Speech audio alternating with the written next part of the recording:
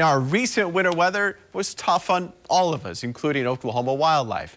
As meteorologist Brandon Woolley shows us, new at 6, we're just now getting a good idea of the toll it took.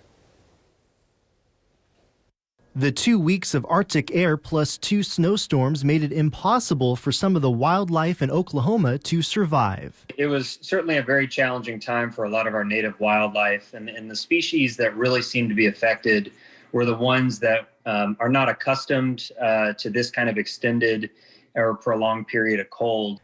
Dr. Kyle Abbott from the Wild Care Foundation in Noble, Oklahoma says many songbirds were out of luck because the ground was frozen and covered in snow.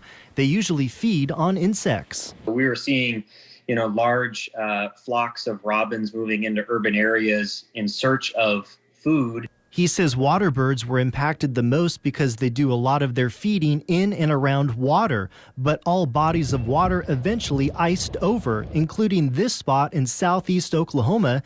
These alligators in McCurtain County popped their snouts through the ice to breathe.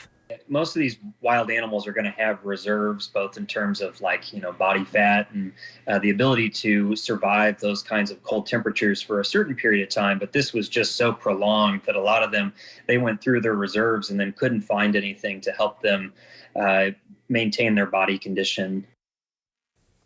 It might take several weeks to determine the magnitude of the harm done during that 2-week period.